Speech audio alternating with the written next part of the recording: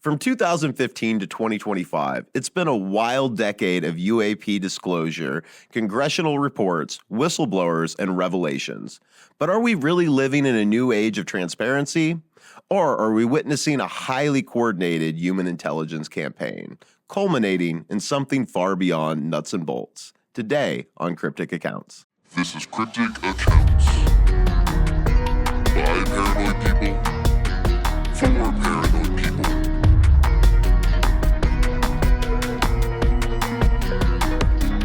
Cryptic Accounts. Welcome to Cryptic Accounts, a podcast by paranoid people for paranoid people. I'm Patrick Ryan. Thank you so much for being here. Like, share, subscribe. Find us on Patreon. We are crowdfunded and we could use some help and we want to do this more. So if you feel like donating to us, that'd be awesome. You can go to the website. You can go to Patreon. Anything helps. We are back again. Sam is back from vacation. Yes. Welcome back, Sam. Thank you. You're looking rested and rejuvenated. Am I? Because it's been a long week. Being back is hard.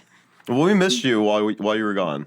So we're glad to have you back. Glad to be back in the studio. We missed you. We were in like a bachelor pad studio. We were. Oh, yeah. It really reflected the lack of a woman's presence. Yeah, there was none of this going on. Yeah, I don't blame you for missing me. I'm pretty awesome. And humble. That's how I. I'm the most humble person you'll ever meet. For sure. Most definitely. We've got MC Mikey making us look good, making us sound good. What's up, man? Y'all having a good week? Oh yeah. Good. I'm excited to get into this episode. We're so this topic. Anybody who's been following me and Dennis talking about conspiracy stuff, Yeah. through both shows that we've done. This is a topic that somehow ends up being the last topic before we disappear. Twice now. Ooh, ominous. Did it on the original Patrick Ryan show. That was the last one of that.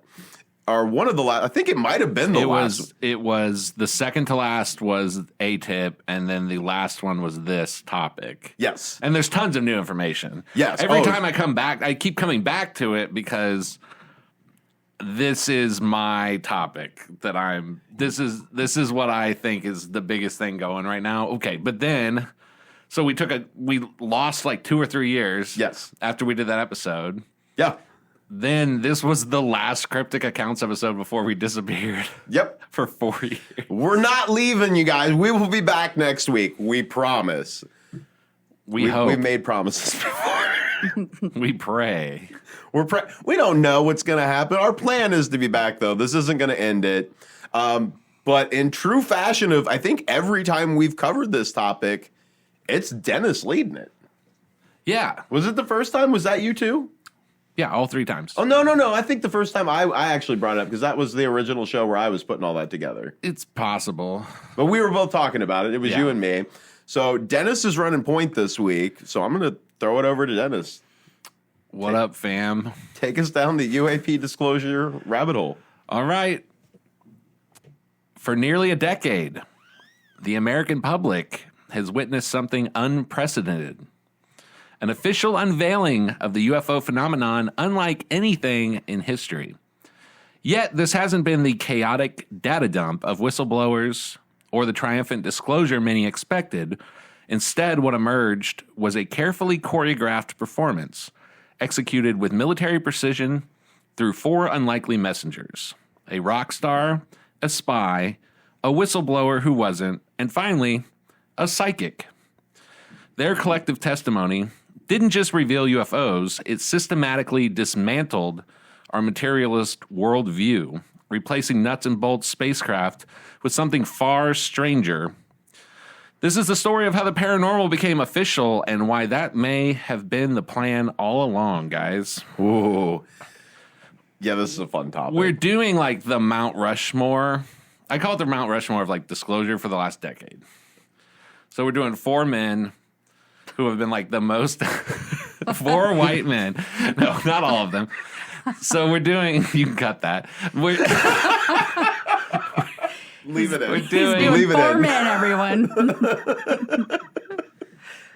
we're doing the Mount Rushmore starting back in 2015 all the way to the present of the biggest, most, I would say, televised, most reported on whistleblowers, the people who have like moved the ball the most. Well, yeah, we've gone from being called crazy in the last decade to being affirmed in almost everything we've been saying. Like, Yes. and people who've been thinking this for a long time. And when you go back 60, 70 years of people getting called crazy for saying this stuff's happening. And here we are in the last decade, the government's going, oh, no, we've kind of been gaslighting you about all this. I'm not. Let's see how you feel at the end of this. Okay. I'm not so sure. Okay. I'm not sure what's real or not. Well, I mean, that's been my experience this whole way through this. How much do you know about this, Sam? About the undisclosure of all the UFO information that came Yeah. out. I mean, just that it did. I don't know. This will be very helpful for you. This will be a good primer then. Because I'm telling it the way you would learn it in like history class. Like I'm just like, first this guy, then, Take us to school, then. So let's start. Take us to school. Our it first character, Tom DeLonge, the unlikely architect of modern UFO disclosure. You know who that is. I do, yeah. I watched plenty of the documentary. He's on all of them. For good reason. Yeah. So the story begins not in the halls of the Pentagon, but backstage at a rock concert and in classified meetings where a most unlikely alliance was forming. Tom DeLonge, the post-punk troubadour, who'd spent the early 2000s singing about teenage rebellion, found himself in 2015 exchanging encrypted emails with some of the most shadowy figures in the intelligence community. And if anybody doesn't know, Tom DeLonge is from the band Blink-182. Wait, what?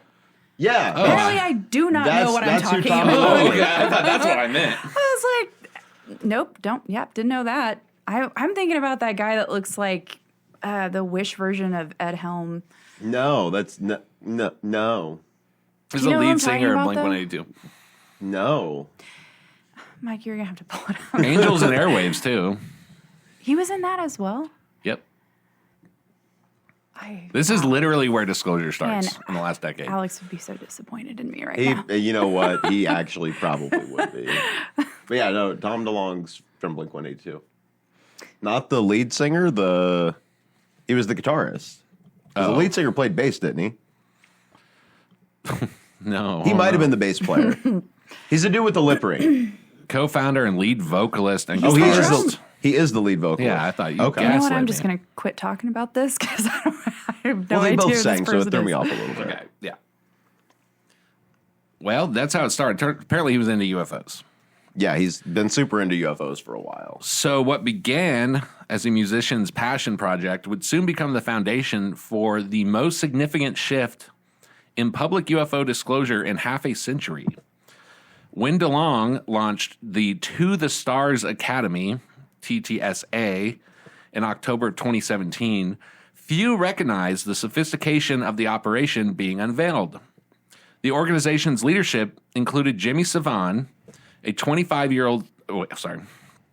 The organization's leadership included Jimmy Savan, a 25-year CIA operations officer whose personal experiences blurred the line between spycraft and the supernatural. And is this something like, I don't know what you're going to cover right now. I mean, it's probably relevant anyway, but they can go back and find the last time we covered this, episode 76. Right.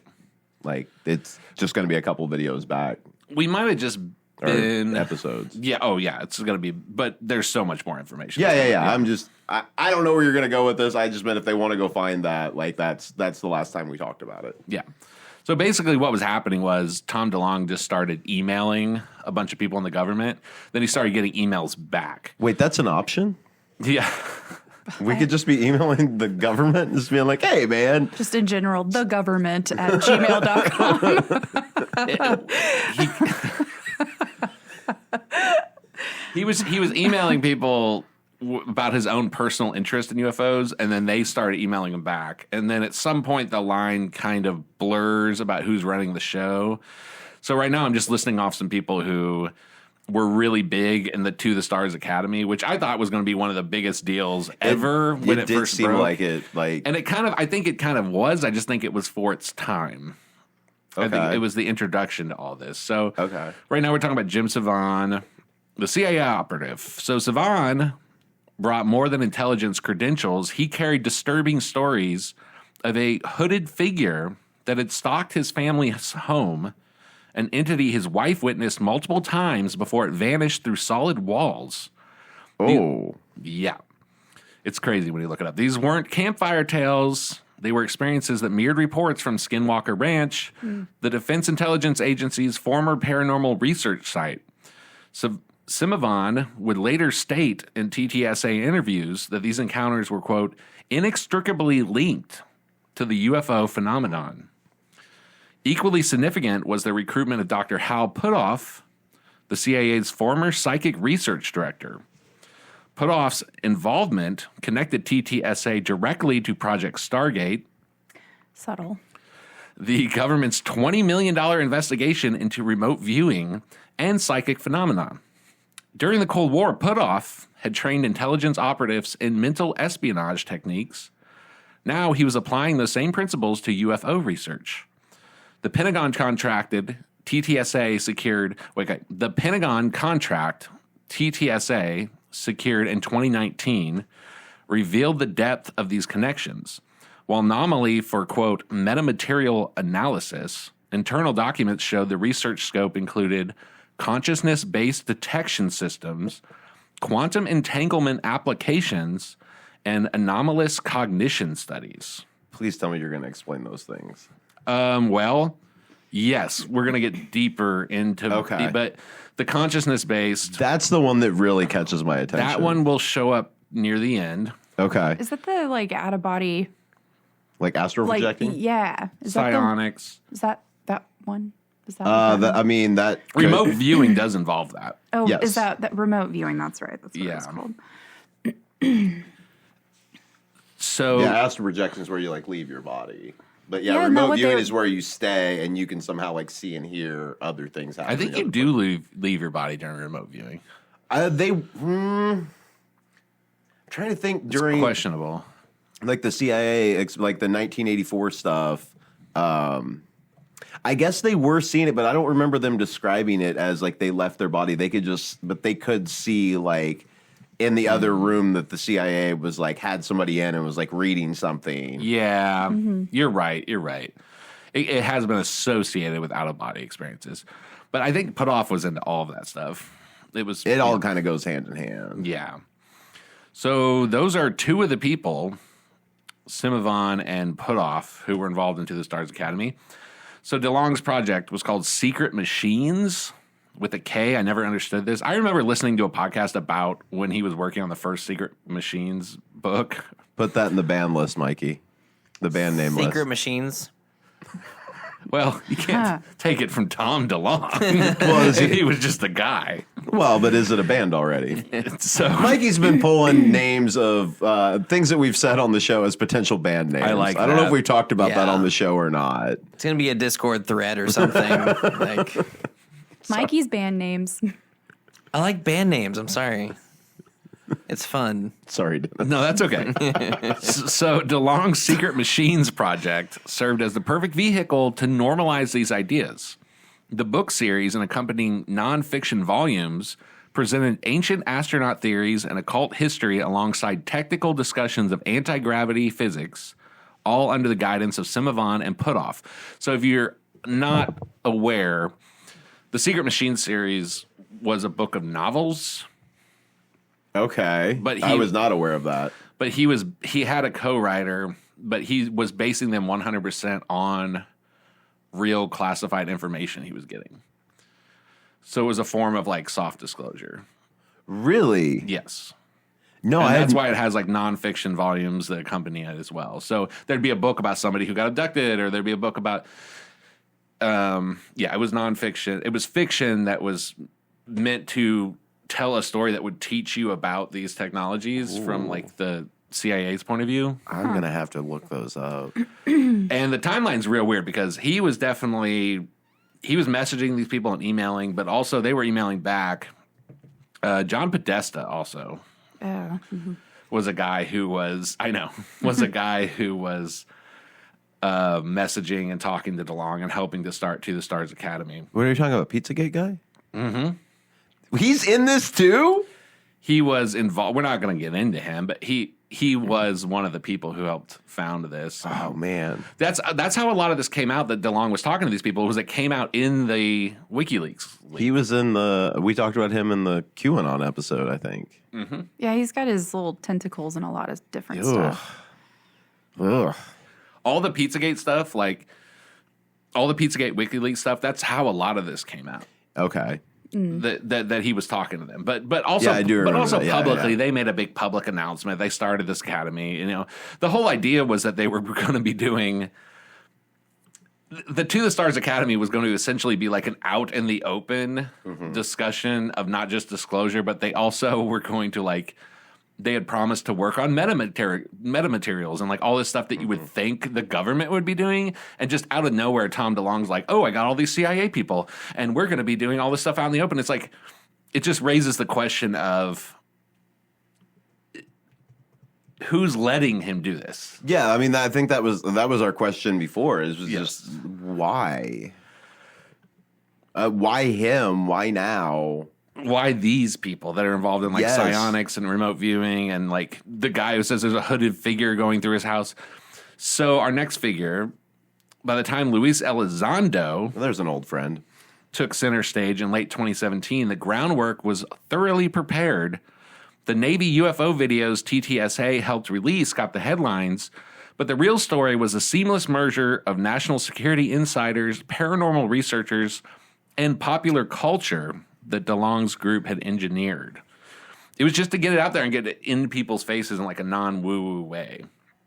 Yeah, it was very out in the open, just out of nowhere. Just like, oh yeah, now we're going to put all this stuff in front of you. And like, yeah, it's real. And hey, what's my age again, guy, is going to tell you about it. And we'll and we'll get into this in the next section too, but To the Stars Academy, you know, the Go Fast videos, and when the New York Times released those UFO videos, the famous ones over the water, those were released first through TTSA. Yes. And Lou Elizondo. And it raises it raises a lot of questions about like what's classified, who's a whistleblower. It's not just stuff that some random rock star should just have in his possession. It was very weird how just all of a sudden all this stuff was out there and they were just publicly talking about it. There's people that used to work for the CIA that are talking about it, or the Pentagon or whatever. They hired a rock star essentially who would just happen to be interested in UFOs to start leaking classified information. And just let him, just fed it to him. Which is very weird. All right, so let's go into man number 2. Luis Elizondo. There's an old friend. Yeah, The Pentagon. There's an old friend. The Pentagon's master of controlled disclosure. When Luis Elizondo resigned from the Pentagon in October of 2017, his departure letter to the Secretary of Defense, James Mattis, read like a Hollywood script. A principled intelligence officer stepping down to expose the truth about UFOs. But the real story was far more calculated. Elizondo wasn't blowing the whistle. He was executing a meticulously planned disclosure strategy, one that would introduce the American public to the UFO phenomenon without ever crossing the line into classified territory. Elizondo was the perfect man for the job.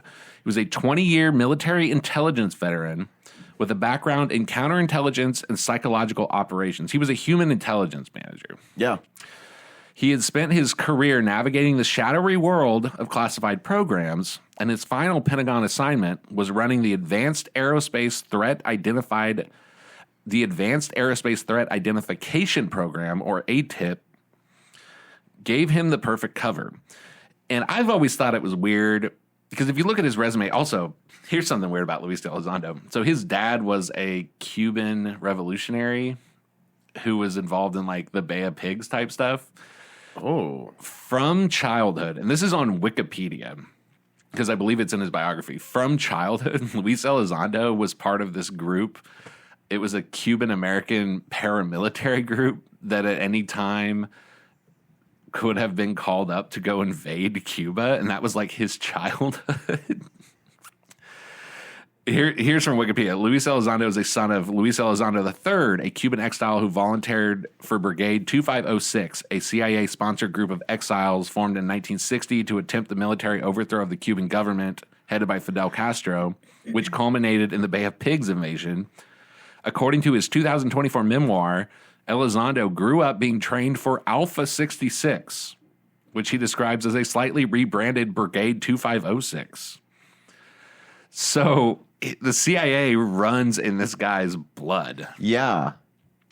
He was born from a person involved in the Bay of Pigs invasion and was trained from childhood to be a human like intelligence asset. And then all of a sudden they tap him to lead ATIP, which if you know anything about that, they're looking into like metamaterials and stuff that they recover from UFO crashes and all this. But his resume doesn't quite fit that. Huh. He's more or less like a spy, but he's running this UFO program.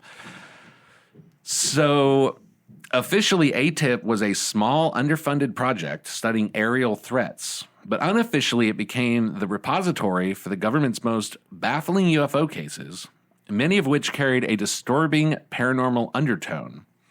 What set Elizondo apart was his ability to frame these cases in a way that felt both revelatory but restrained. When he partnered with the New York Times to release the now famous Navy UFO videos, he didn't just hand over raw footage, he provided context that made the phenomenon seem tangible yet enigmatic. Wait, when you talk about Navy, are we talking about the Nimitz encounters? Yes, those were released by him through ATIP. I guess I forgot about that was actually him that did. I know that we covered Nimitz encounters pretty early on in the show. To the Stars Academy showed those first. Wait, that was them? Luis Elizondo was involved in To the Stars Academy. They showed it first, and then the New York Times legitimized it with a report where the Pentagon I must have acknowledged- forgotten that part. Yeah, that's where all the very first videos that the United States government has ever officially released and said this is a UFO. Yeah, the Tic Tac videos. Yes, the that came Tic Tac out. video. Man, that's like 12, 13 years ago? Those videos were in the possession of ATIP, which he ran, and he joined To the Stars Academy with Tom DeLonge and released them through that organization, and then worked with the New York Times to release it to the public. Oh. Yeah, that is coming back to me now. Man, though, like, Yeah. this... I think I know what. Can we pull up that video? Yeah. Is it? Pretty sure I I know mean, which if you one. There's just three if of you, them. If you Google Nimitz encounter, like we already know it. Like if you want to Google it, Yeah, we can watch it real fast. yeah, pull it up. Type real in USS Nimitz Tic Tac UFO. quick, and it'll pop up. It's fighter jets. Well, Oregon. Oh yeah. I mute. Oh. That's not me context. Oh, swish, swish, swish. So it's the only official footage that's been released. It was taken in 2004, taken aboard a U.S. Navy FA-18 Super Hornet. The unaltered footage was captured by a Raytheon Advanced Targeting Forward-Looking Infrared POD. So an Raytheon AN SXQ 228 pod display, and so it's on a jet. It's on a fighter jet. Fighter jets are chasing this thing. Is this the one where they were talking like that? You can hear the pilots talking about how Yeah. they see it, and How they it's like see it. following them. It's or, following. Well, it's diverting from them. Like it's making these crazy up and down movements. It can like take off super fast, Yeah, and they're yeah. like chasing it, trying to keep Yeah. up with it. I'm with you. I remember this video. But yeah, it was the first one that was like of the government actually just being like, yeah, we got this thing on video and we don't know what it is. But yeah, crazy to look at. And that's where, I mean, everything kind of turned as far as for UFO, like conspiracy people. It was finally proof that like, oh, this is happening. There was 3 of them. So the government acknowledged that it was. It was. Yeah, they really like they acknowledged that it was happening. It came, the video came from them. It's there. It's just the first thing that was like fully released and was allowed Was to it be leaked or was it released? It was real. It was Here's, really- that's the thing is thing. that they released it. Yeah, I'll hear it on It's the start of disclosure. But that when did they release that? the December 16th, 2017, the New York Times reported on the incidents and published 2 videos, Fleur and Gimbal. But it was And then from they had like one called Go Fast. But it was from It was from like 2007. yeah, it was like 10 years before, 9 or 10 years before. Oh, my bad. It was 2000. Okay. I think it was. Go ahead. The Pentagon UFO videos are selected visual recordings of forward-looking infrared targeting cameras from the United States Navy fighter jets based around the aircraft carriers USS Nimitz and the USS Theodore Roosevelt in 2004, 2014, and 2025, with additional footage taken later by Navy personnel in 2019. Yeah, 2004 was the first one, and yeah, so they held it for over a decade before they finally decided, like, oh, we're going to tell everybody that this happened. So are they just trying to slow trickle information to desensitize everyone to not cause hysteria? That's a little bit of the question of this episode, because another weird thing about it was Luis Elizondo is not technically a whistleblower. There's a legal process for being a whistleblower, and he just never did that. Well, okay. He just... What's the difference, I guess? Because I'm not... So, Is it because okay. he had permission to talk about it, or like? Well, that's if he did, then it's out of public record. Yeah. So a whistleblower has to file certain reports with the federal government. They have to address concerns to like ombudsmen, and then those reports get kicked up to like auditors and all these people, and then eventually to Congress. There's like a whole legal process you have to go through to be a whistleblower. If you just see something weird and you just like go straight to the press, technically, if you're exposing like classified information, that's a crime. Oh, really? Yeah. So I didn't know that. I actually had no idea what the legal process was for being a whistleblower. So whistleblower is a legal term. It's not necessarily like Edward Snowden. He's not technically. They've a defined it legally. whistleblower. Right. Edward Snowden would not be a whistleblower. I don't believe. That's a curveball. I don't think so. Domestic terrorist, according to the Yeah, government, which is apparently. ridiculous. But let me see here. What's the legal process to be a federal whistleblower? And we're going to get into whistleblowing stuff with the next guy, but we're just like barely into Luis Elizondo. So first you have to identify waste, fraud, abuse, violations of laws, gross mismanagement, abuse of authority, or substantial danger to public health and safety. Then it depends on where you work. It only applies to military service members, intelligence members, federal government employees, and contractors. You have to go to your agency's inspector general, the Office of Special Counsel. My God. There has to be a Congress or a member of Congress involved, law enforcement agencies, and your direct supervisor, and then you get legal protection. Okay, so these are all the steps you have to take to be legally protected.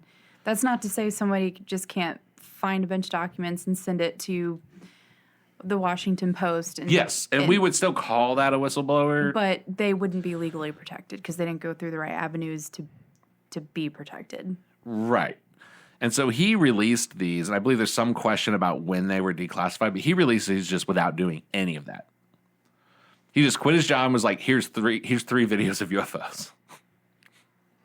Yeah, that's not normal. No. And he didn't get he didn't get prosecuted for anything, any type of like. Or he didn't didn't wind up dead. Nope. None of that. He didn't suicide himself. No legal 'cause problems. they do tend to kill themselves a lot. It's really weird how whistleblowers expose things and then they just decide that they're done with life. Don't know what's going on there.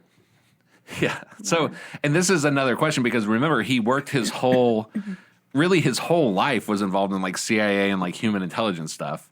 Then they put him in charge kind of briefly of this UFO program. And then next thing you know, he's like blowing the whistle and releasing all this to the media with zero consequences and not going through any legal avenues. Yeah, this feels like very orchestrated and very. We were talking about something in another episode where it felt like they wanted you to think that there was some kind of like, I don't know, what am I thinking? Vigilante person that's like blowing the whistle and is just here for the people, giving the people what they need to know, when really it's like orchestrated behind the scenes of like a slow trickle to like appease people to satisfy that. It's almost certain, and we'll get into more and more, it's almost certain that Tom DeLonge did have a personal interest in UFOs, but the minute he started talking to people like Simavon and like Putoff and stuff, he was in a world, he's way out of his depth. And they were running the show. You can't just do what Luis Elizondo did through To the Stars Academy and just be completely free of consequences. For one, that's video showing sensors and radar and stuff that's inside fighter jets. I mean, and so you're talking about highly sensitive stuff. Like, stuff you wouldn't want your enemy to see, like what your heads-up display looks like. He would be in jail if, in my opinion, if somebody over his head, if this wasn't part of his job. You know, say once a spook, always a spook, once a spy, always a spy. Yeah. Nobody really ever leaves the CIA. This is clearly part of his job, was to quit the government. And we have another character or two in here that have a very similar, spookily similar story. This was clearly part of his job to head this thing for a limited amount of time, then use his human intelligence skills to work with Tom DeLonge and release this info. This is 8 years ago still. Wait till you see where it goes, Sam. It well, maybe gets they weird. like used Tom DeLonge because of his like organic original interest in the topic, and then realize that he's the perfect person to manipulate into to seeding this information out. So it's less like suspicious. Oh yeah, it's a cover story. It's like, wow, this rich rock star celebrity. But why would he go along with it? Because he's genuinely interested. Yeah.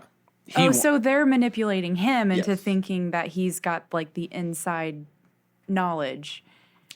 Yeah, I guess it goes both ways. I mean, he's a guy. I mean, I'm interested in UFOs. If a CIA guy contacted me and was like, hey, we want to use you to disclose stuff on your podcast. We're going to tell you a bunch of stuff, and you can take it on Cryptic Accounts and talk about it. I would go crazy. I would love that. I mean, if any CIA guys want to, or gals, you want to use us, to disclose documents, we're open to that. Like, I'm sure you know how to get a hold of us. And that wouldn't throw up any red flags, though, if like all of a sudden, like, you know what? I trust you. I'm going to tell you everything. He's like, a celebrity. He spent a lot of time emailing these people, and they were just very receptive. I mean, and a lot of it was in the WikiLeaks dumps. What I'm hearing is we need to start emailing the CIA. The CIA we're not famous. gmail.com. They all have Gmail accounts. Sure, yeah, obviously. Totally secure. So this escalated, and here's another point for why I think this is controlled drip disclosure. This escalated so quickly. It really did. There's been famous people who have been interested in this. There's been big shows like Coast to Coast and In Search of, and the History Channel and stuff. Like, Tom DeLonge was involved in this for like a couple years. And then it just, before so many people from the government were like, you know what? It is time. It is time. And we're going to do it through your organization. And we're going to give the New York Times UFO videos. I mean, to me, it just seems like Tom DeLonge is the tail getting wagged. Yeah, not the other way around. It definitely seems that way. Not that he's like a stooge or anything, because he did get what he wanted. Yeah. He got public disclosure. I think he's a puppet. He might be. I think he absolutely is a puppet. And keep in mind how we talked about those early CIA people who were, oddly enough, they weren't just CIA people. They were involved in like remote viewing and mind control and Stargate. And keep that in mind as we move forward. So we just went through the New York Times videos. Those videos showed objects defying known physics, but they were also carefully edited, stripped of classified sensor data, and pre-cleared for release. In fact, Elizondo wasn't leaking secrets. He was drip feeding them. Behind the scenes, Elizondo's work delved even deeper into the unexplained.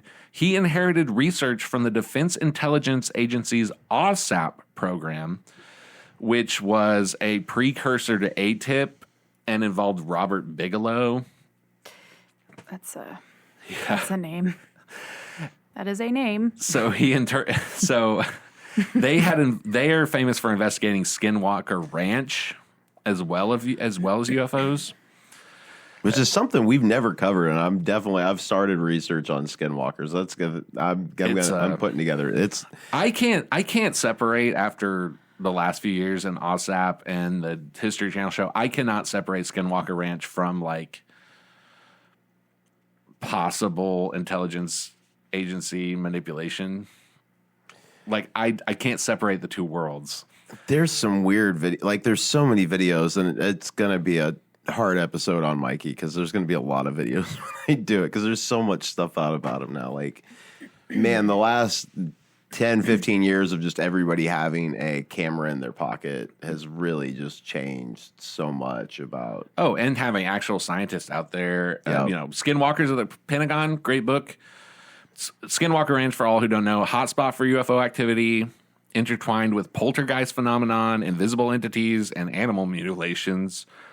There's a lot of weird stuff going on. There's a lot going on. So Luis Elizondo, while running ATIP, had inherited that information from the OSAP program, which was Robert Bigelow involved investigating Skinwalker Ranch as well as UFOs in general. So while Elizondo couldn't discuss these cases publicly, he has hinted at them in interviews, referencing, quote, biological effects on witnesses and the phenomenon's, quote, consciousness component, unquote. His language was deliberate, bridging the gap between science and the supernatural. Perhaps most telling was Elizondo's collaboration with Dr. Hal Puthoff, the physicist behind the CIA's Stargate program, which had explored remote viewing and psychic espionage. Together, they examined whether UFOs could be detected not just with radar, but through human consciousness itself. These were ideas straight out of Cold War experiments, now repackaged for a new era. That's one of the terms you were wondering about. And just the carry forward from just Cold War. Just, man, that's where everything the CIA just kind of went off the rails from the 50s on, really. And all in the name of Cold War. I feel like they've been pounding at the same subjects. Yes, that seems to be a thing that we keep on seeing on this show. Is it just keeps on coming back to like, oh, this is the thing they've been doing for like 70 years, but they say there's nothing to it, but also they just keep trying to do all these things. Yep. And the programs change names. They say they won't do things anymore. They say, yeah, we crossed the line, but like we're not going to do that anymore. We're sorry. And then it just continues to move forward, just lockstep. Yep. So by the time Elizondo left government service, he had accomplished something unprecedented. He made UFOs a mainstream topic while keeping the most explosive details just out of reach. Yep. His disclosures were never reckless. They were calibrated, each revelation nudging the public closer to accepting the paranormal as part of the UFO narrative. When he joined Tom DeLonge's To the Stars Academy, it wasn't a career misstep. It was the final piece of the puzzle, merging government credibility with entertainment to ensure the story stayed in the public eye. And it worked. And by the way, he has personal stories. You remember how the CIA operative had the hooded man in his stories? Mm-hmm. I've heard interviews with Luis Elizondo where he talks about orbs in the house, and he talks about his wife he never says what it is, but he says his wife was visited by something that like scared her to death and made her want him to like stop looking into it. Like all of these people are like direct experiencers as well, which is very odd. Interesting. Or they want you to believe they are. So this is a good halfway point. Let me just throw out my thesis here. If Elizondo is a human intelligence operative and he ran the government UFO program and he's allowed to publish these things after they've been carefully stripped of classified information, and he's very, if you ever watched an interview with him, he's very right to the line. He's still working for them. Mm-hmm. But he is allowed to talk about the psychic stuff for some reason. So it's almost as if they want you to see the New York Times videos, but they also want you to be like, what's the deal with the hooded figure? What's the deal with the orbs? What visited his wife? It's the government trying to be like, put it out there in a way where you could plausibly deny it, but admit that something weird is going on, or at least make you think something weird is going on. Well, and that's the way it's been with a lot of this disclosure stuff, is like, this is going on, but also we don't really know we don't really have any answers for it, but we want to make you aware that something is going on now, which is, until, again, the last 10 years is not, like, they've called you crazy for it. Yep. And it's just, what's your goal here? Now, not so much. That's your strategy has completely changed. The last decade, 2015 and 2025, is when they've stopped doing that. Yeah. They want you to lean into the woo-woo. Yep. So Elizondo didn't just reveal the phenomenon, he taught the world how to talk about it. And when David Grusch stepped forward years later with even wilder claims, the groundwork had already been laid. We're moving on to our third character, David Grusch. When David Grusch stepped before Congress in the summer of 2023, he represented the latest revolution in America's carefully managed UFO disclosure process. Unlike the celebrity appeal of Tom DeLonge or the Pentagon credentials of Luis Elizondo, Grusch brought something different. The measured tone of a career intelligence analyst delivering world-changing information with clinical precision. The former National Geospatial Intelligence Agency officer arrived at the congressional hearing armed not with physical evidence, but with something potentially more powerful, official validation. His claims had already been deemed credible and urgent, quote unquote, by the intelligence community inspector general, giving his testimony a weight that transcended typical UFO speculation. He's the first actual whistleblower. Okay. He's the first guy who went through the process, went through the inspector general, and Congress people and the agencies said that what he's saying needs to be released as a matter of like public interest and national security. Okay. However, he also is in the intelligence community. So again, if you go back and you watch our episode from a few years ago about Luis Elizondo, my whole thing there was like, why isn't he a real whistleblower? What's going on? Kind of all the stuff we just described. And they kind of answered that complaint of ours by bringing in a real... Like, yeah, you guys have a point. Yeah. Interesting. Yeah, why is he the exception?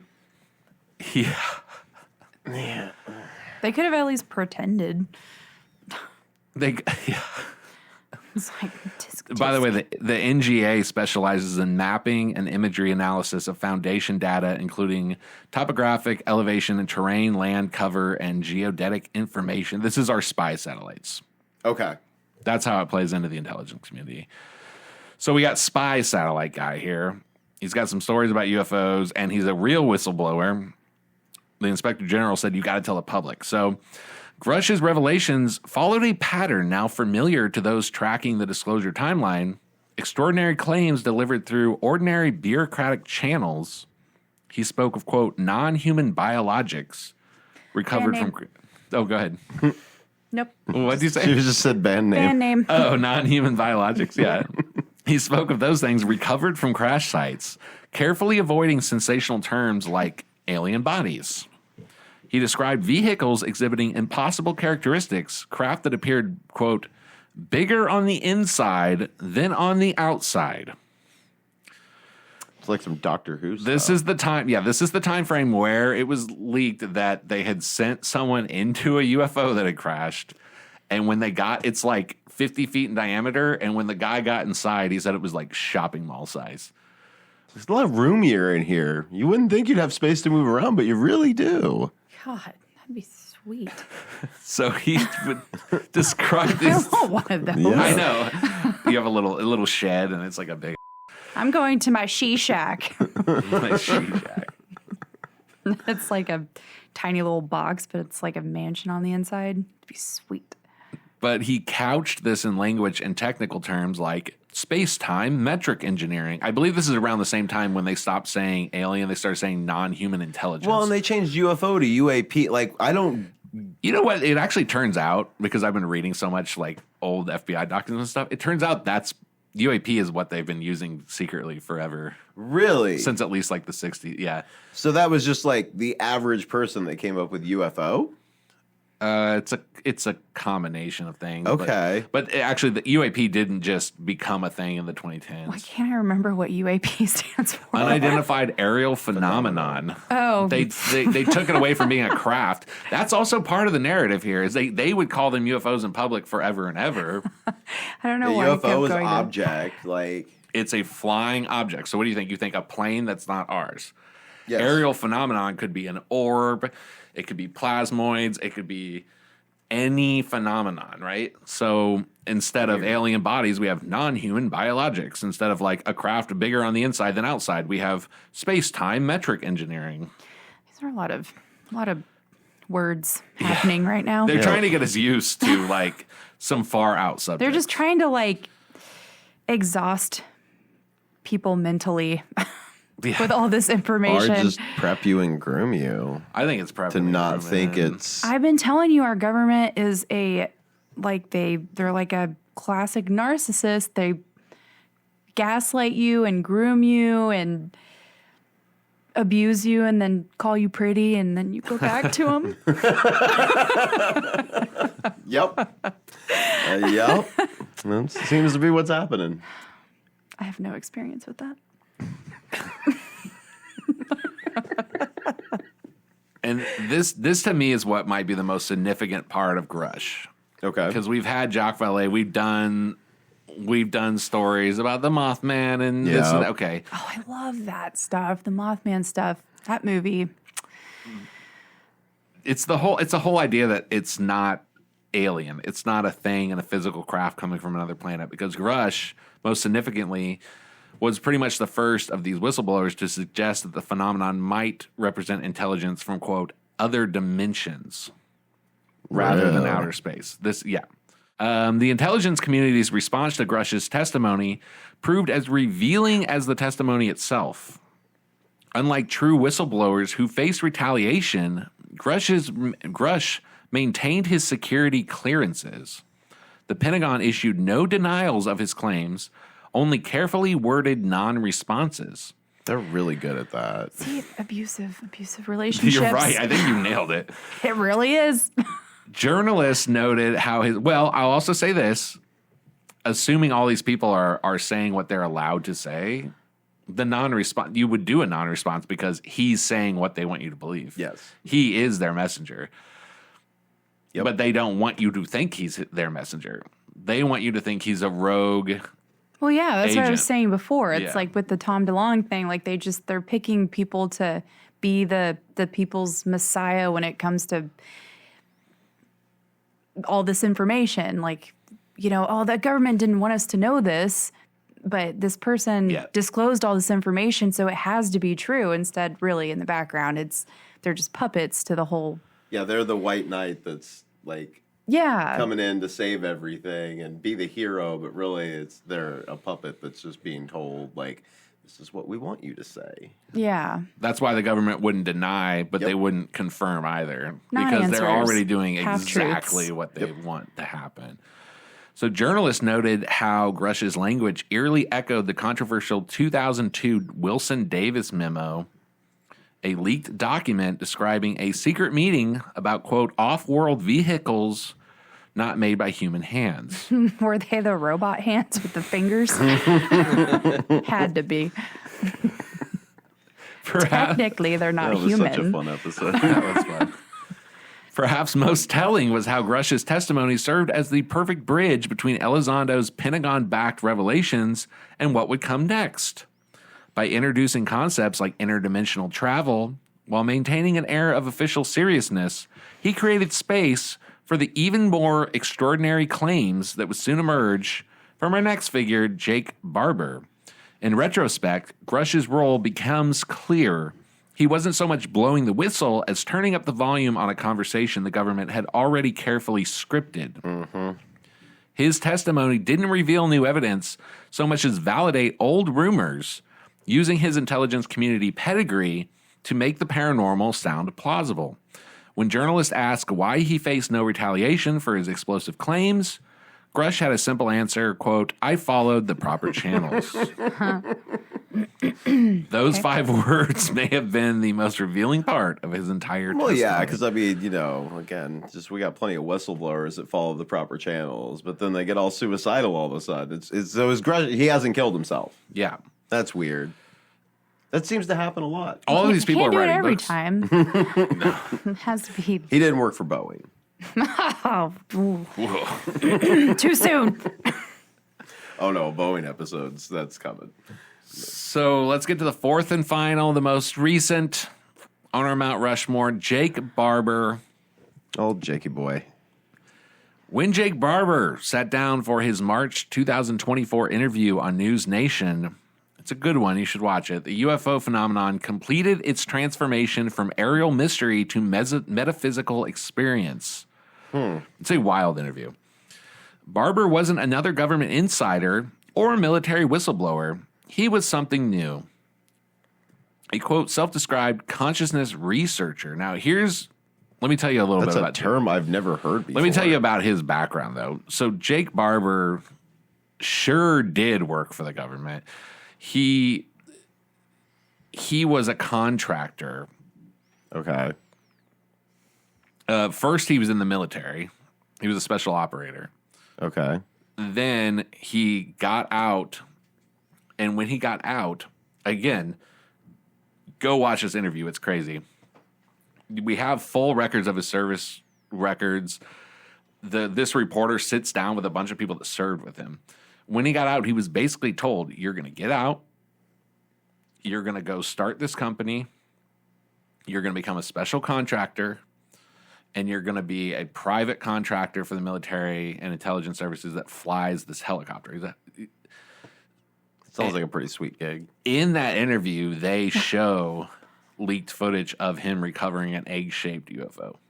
Oh. Recovering one? Yes, it's like attached to the bottom of the helicopter. It's video from the helicopter of them. Like it was staged, or That's a question. the helicopter Well, had they a made baby? sure there was the camera on him when it happened, at a minimum. It's not on him. It's from one of the recoveries. It shows the craft. Okay. So is there video of that? Yes, that there is.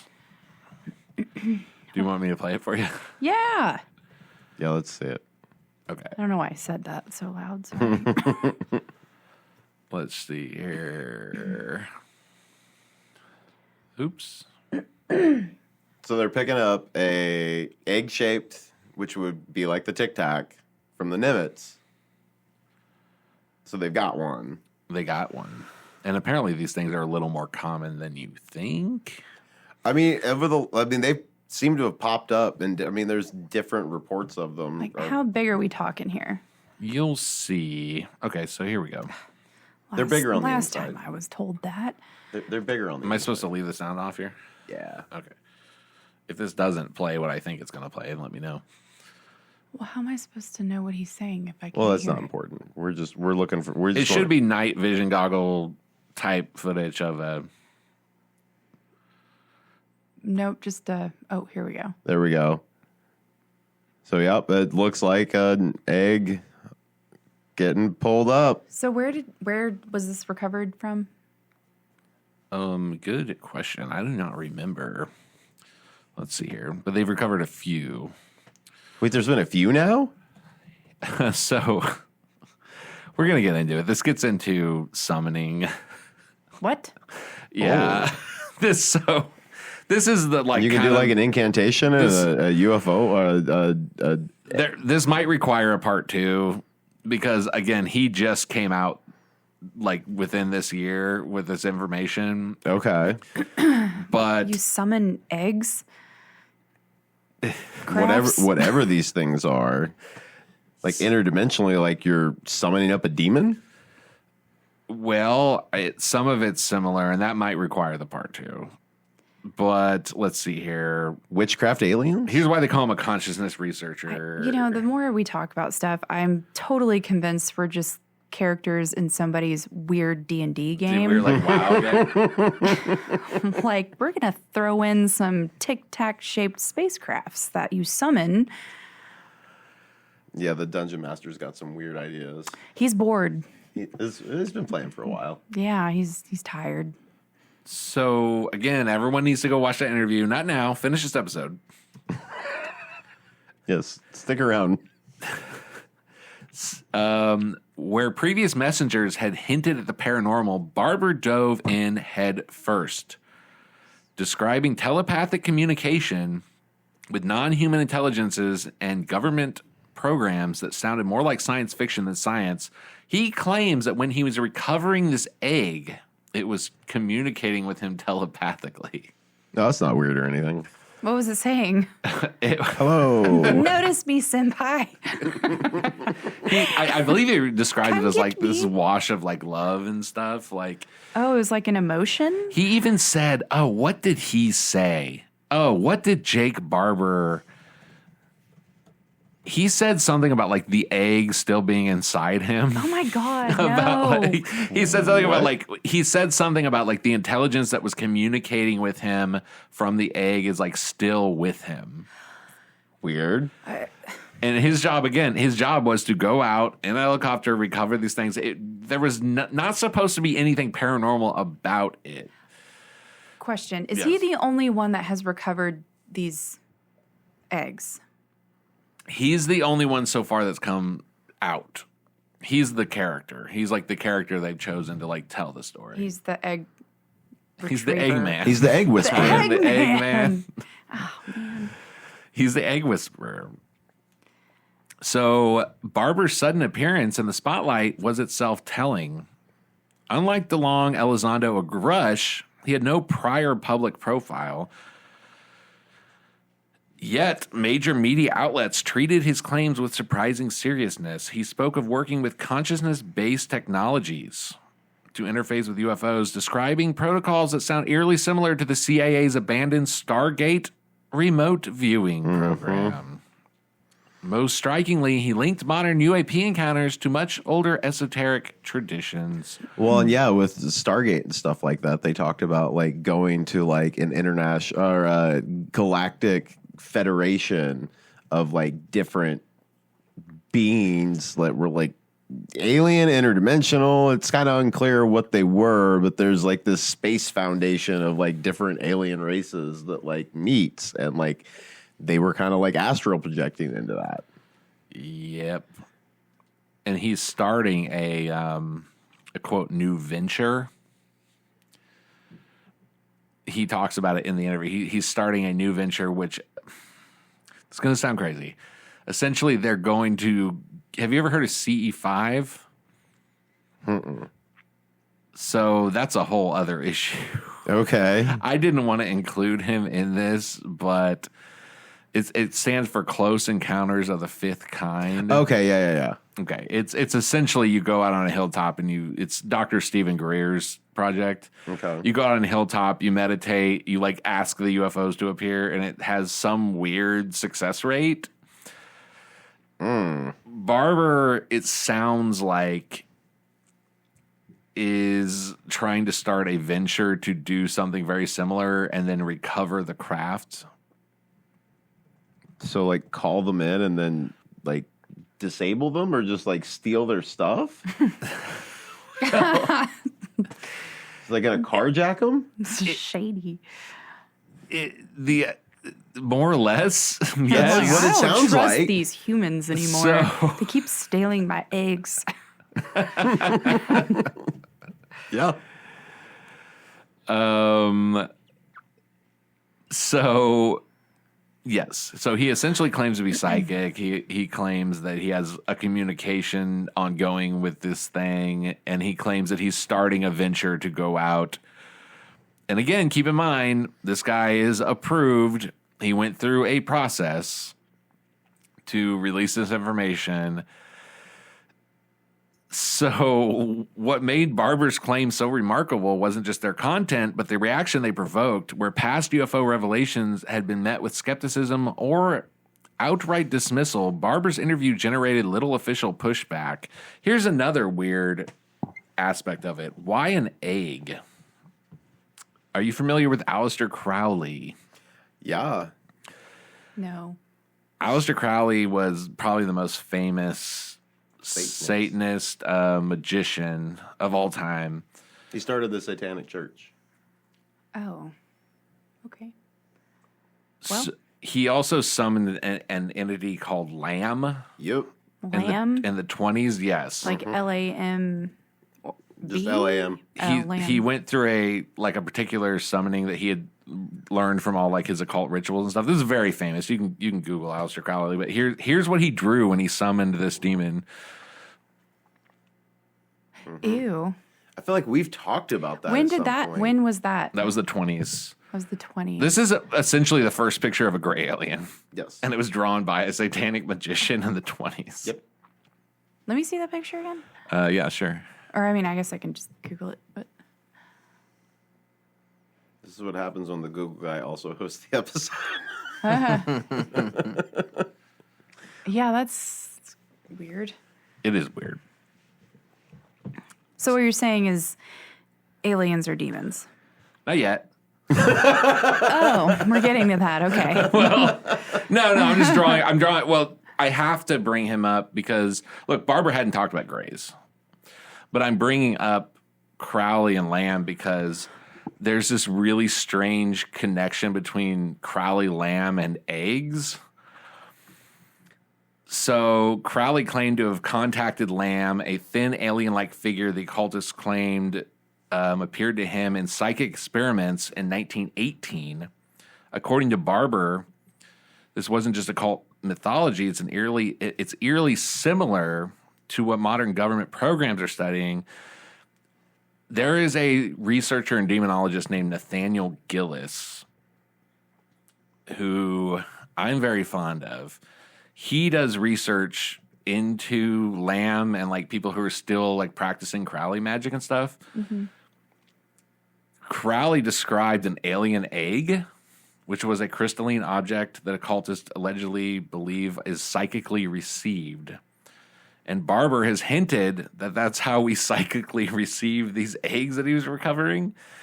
Like they were like reaching out to him? That you're essentially you don't just conjure you them. don't shoot them down. You just like you conjure them. You put your mental energy out there. You try to communicate with something, and like what you receive is the egg. I bring up Nathaniel Gillis because he does work in ufology and demonology. He interviews people who are still doing or were involved with like Lamb research and summoning. And he says that there's this phrase that keeps coming up that people are being told in the rituals, which is that Lamb is the way, the egg is Lamb, Lamb is the egg. That's weird. It's highly weird. Again, it's going off the rails here at the end. Yeah. Like, keep in mind, this is all directly goes back to this To the Stars. Like, this is the timeline that we have been given for whatever reason. And Barber just came out a couple months ago, so we're not sure where that's going to go. Luis Elizondo is still relevant. Grusch is still relevant. Eventually, DeLonge did leave To the Stars. He just said he was busy with other projects. He seemed to have existed just to be used to kick off this whole Well, yeah, thing. then Right. Blink-182 got back together and they started touring again.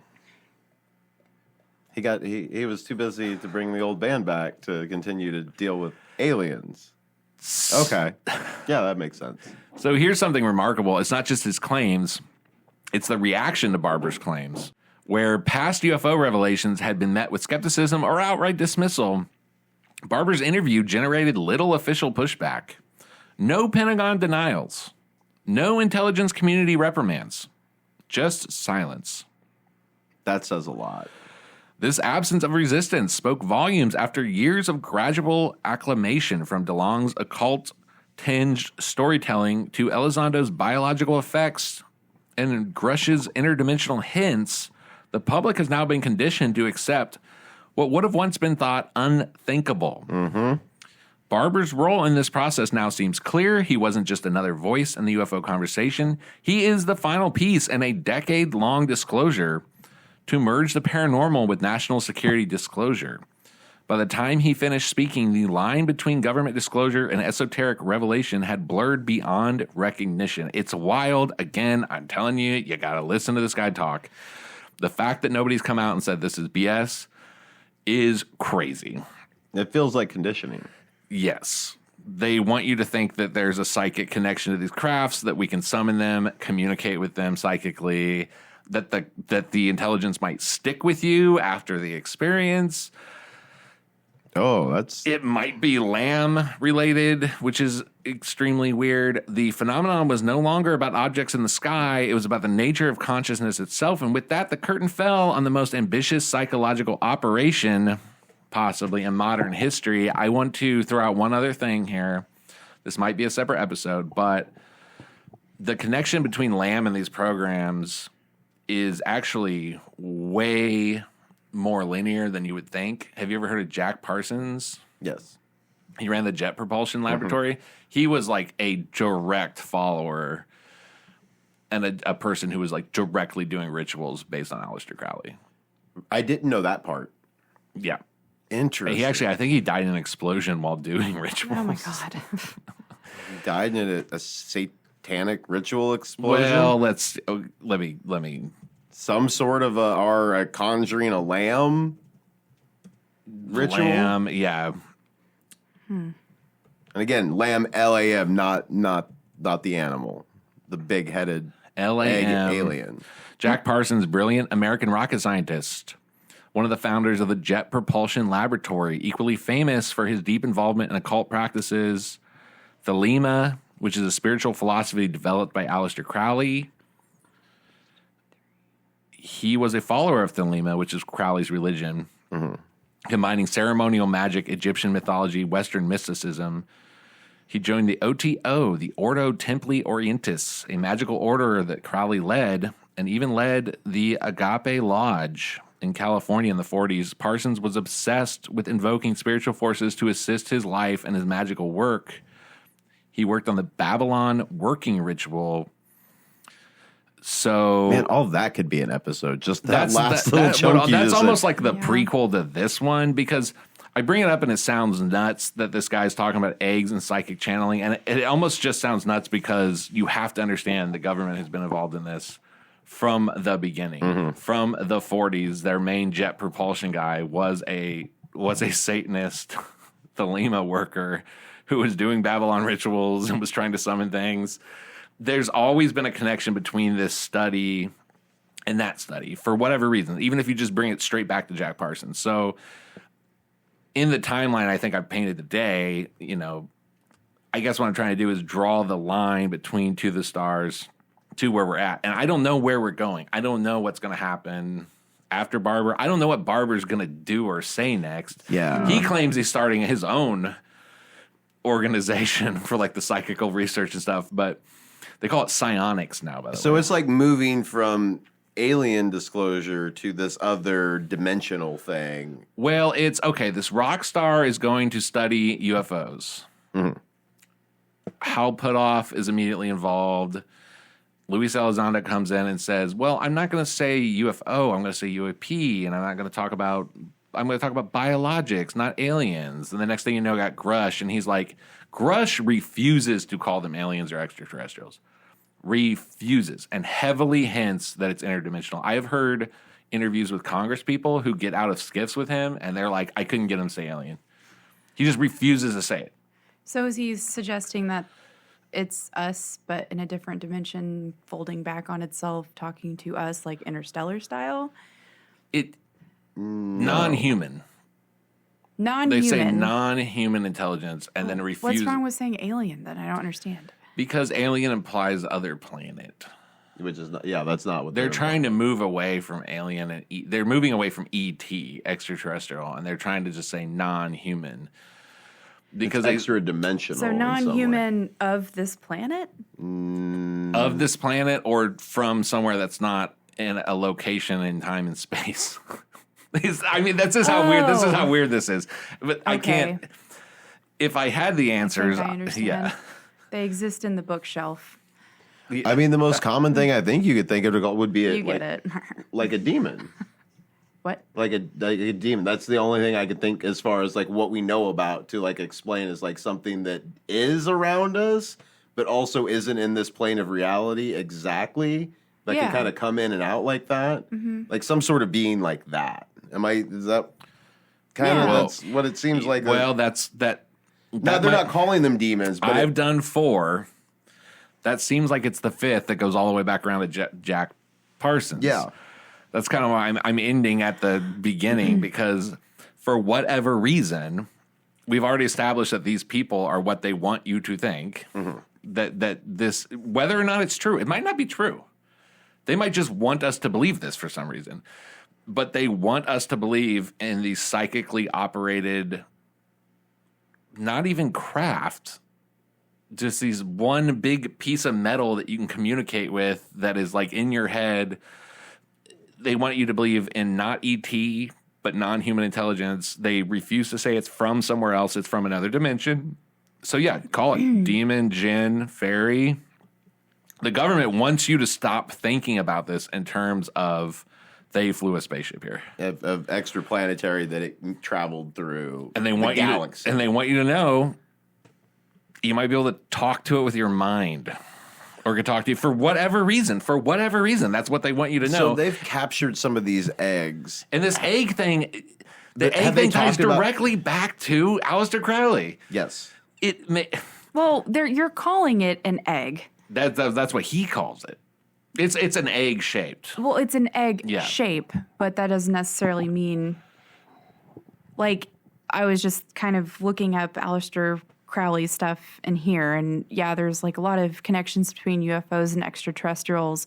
He says that weird thing about it's all in the egg, and it's Tibetan for way or path. For some reason, 71 is extremely important. Oh, that's it. It's lamb is the egg is the way. The egg is the way. Yeah. But these objects that have been retrieved, we're calling them eggs. Well, they're egg shaped. They're right, but what does Aleister Crowley mean when he talks about the egg? Is it like literally an egg of, I don't know. Well, lamb looks like an egghead. Well, That is yeah, weird, yeah. but it's like you could have called it. I mean, if it was just a little less oblong, you could have called it a sphere. True. Like, Right. I don't know if But it's an egg. but I mean, it's shaped like an egg. I just have to draw the Have they connection. cracked one of these things open? That's. Of course they have. Or I've tried. Never. But do we know about it? He never says what's inside. See, that's even weirder. It's like they're talking about it, we have them, but like also we're not going to really address like what you really want to know, which is what's in it. I tried watching that video on my computer just because I can't see that far very well, but it like looks like it has one of those like Starbucks like hot things around Oh, that's it. the thing that's the thing that holds it to the helicopter. Oh, that's part of the It's like a helicopter. harness. Yeah, yeah. It's like No, this is described as a perfect no seam. It's like if you dipped an egg in metal, and it's just a metal egg. Have you seen those perfect cubes that are actually in pieces, but when it's falls into itself, it looks like it has no seam at all. Whoa. It looks like it's completely solid. So just to reiterate, News Nation did check Barber's records, confirmed he was an airman in the U.S. Air Force, aerospace mechanic in the 90s. He also was recruited into the Air Force Special Operations, won medals for heroism in Bosnia. So he is pretty serious before he was asked to leave and then come back as a special operator, starts talking about the psionic stuff. This might even be a 3-parter because there is an interview on the Sean Ryan show with a man named Michael Herrera, a serviceman who claimed that he and his unit happened upon a group of special operators who were trafficking what he believes were children in Indonesia after the tsunami. And he saw them being trafficked into what he calls an octagon, or like an 8-sided craft. Okay. A black matted human-made UFO.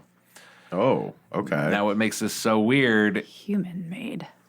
Yeah, I mean, there's pictures of the Air Force. Everybody's got. Of an octagon craft? Well, they're different shapes, but we know The triangle. The triangles, they're making stuff.